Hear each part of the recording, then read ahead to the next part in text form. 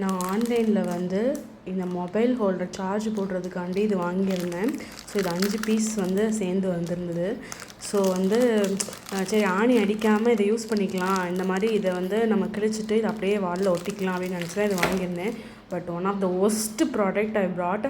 நான் வாங்கினதுலேயே இது ரொம்ப வேஸ்ட்டான ப்ராடக்ட்டு. நான் ஃபோனை வச்ச உடனே இது கீழே விழுந்துருச்சு. எனக்கு வந்து இது சுத்தமாக சாட்டிஸ்ஃபையே இல்லை.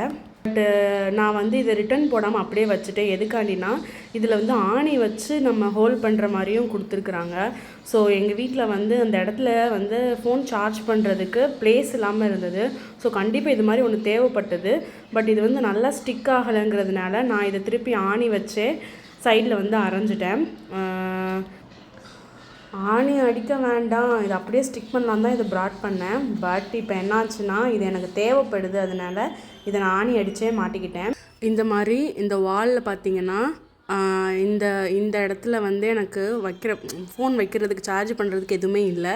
ஸோ இந்த மாதிரி இதை நியர் டு இதில் வச்சு இதை நான் சார்ஜ் பண்ணிக்கலான்னு தான் வாங்கினேன்.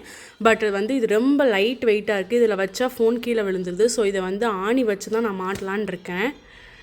ஸோ என்ன கேட்டிங்கன்னா, நீங்கள் வந்து அப்படியே ஸ்டிக் பண்ணுற மாதிரி இந்த ப்ராடக்ட் வாங்கினீங்கன்னா இது வந்து வேஸ்ட், இது யாரும் பை பண்ணாதீங்க. பட் ஆணி வச்சு நம்மளுக்கு யூஸ்ஃபுல்லாக இருக்கும் அப்படின்னு நினச்சிங்கன்னா இதை வாங்குங்க. என்னோடய சேனல் பிடிச்சிருந்தால் லைக் பண்ணுங்கள், ஷேர் பண்ணுங்கள், சப்ஸ்கிரைப் பண்ணுங்கள்.